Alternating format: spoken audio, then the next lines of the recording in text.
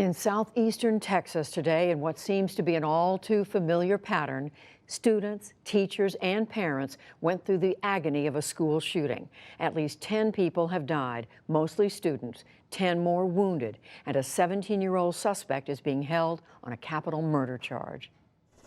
Just as the day was getting underway, reports of gunshots at a high school in a mostly rural area just outside of Galveston.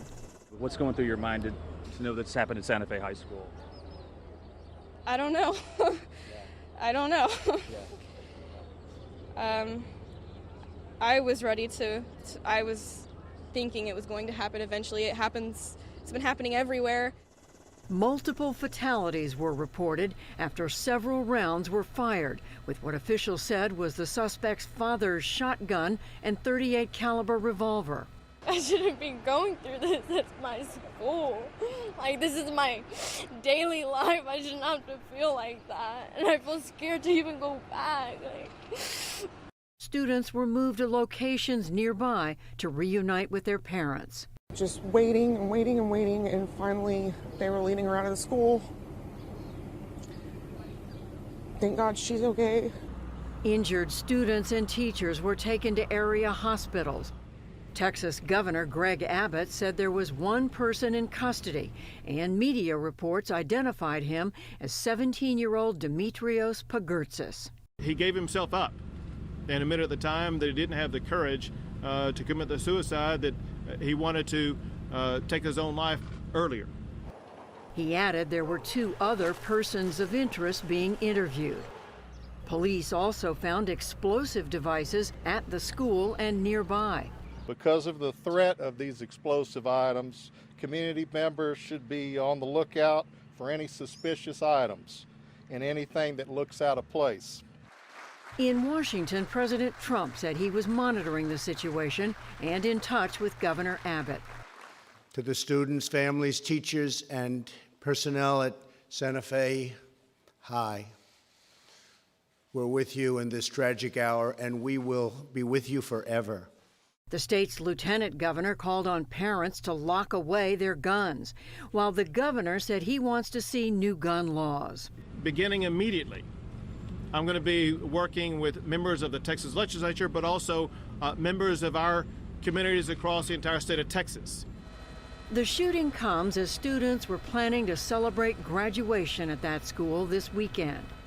And just 3 months after the deadly shooting at Marjory Stoneman Douglas High School in Parkland, Florida. Gail DeLauder is with PBS station Houston Public Media, and she's in Alvin, Texas. Gail, tell us what is known at this point about the shooter, any motive? Well, what seems to be shaping up at this point is a portrait of an alienated young man.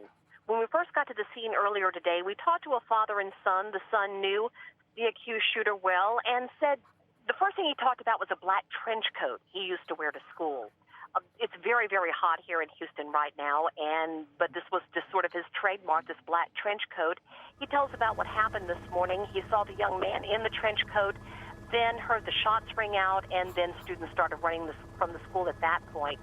But they're finding some writings this young man left behind. He gave himself up to police, and there's some indication he expected he would die in this circumstance himself. And Gail, the reporting is that he was using his father's guns. Is that correct? Well, where we are right now over in Alvin, they have the neighborhood sealed off, and they're trying to search the home to find more information about the weapons that were used. But that is the information that we're getting, that he had two weapons that were owned by his father. And Gail, I know you were there earlier today when the families were being reunited with their children. Tell us about that scene. Well, we talked to one father and son, and they told us about some episodes of bullying they believe that were going on at the school. It just seemed a lot of frustration on the father's part because he'd known of bullying episodes, and he was wondering if this is what was going on in this young man's life. But we heard people crying. There was relief. Some of the students were able to get to the school to be reunited with their parents. Other students were on lockdown. But I was watching as some of the parents were going in. They were crying. They were on their phones. They were nervous, just the emotions that you would expect when you get that phone call that the unimaginable has happened, and then you finally get to hold your child again. Well, we know that Texas is a state where gun rights are respected. A majority of people support the right to carry arms. Any sense, Gail, given what the governor said today, that he wants to get people together to look at the laws of what may come next? It seems to be at a point now there is going to have to be some sort of conversation. It's interesting to see at this point what kind of mobilization we're going to see from the students at Santa Fe High School, if it's going to be similar to what we saw with the situation in Florida. There were protests at the school along with a nationwide effort after the Parkland shooting, and one of the students said, you know, I felt like this was something that was going to happen for a long time. I just had a bad feeling, and when it did happen, I was scared, but I wasn't shocked. And so no real sense of how active these students may be in the days to come. Well, school is almost out for the year. This happened when kids were getting ready for commencement and their end of school activities. They're going to be out of school soon. It remains to be seen at this point how the school district is going to act. Are they going to cancel the rest of the school year? Are they going to move forward with classes?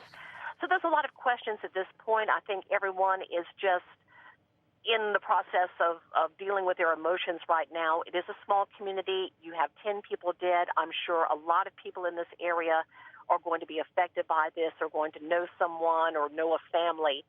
So that is what's happening at this point, dealing with the emotion, and then from this point on, we'll see what kind of activism comes forward as a result of this.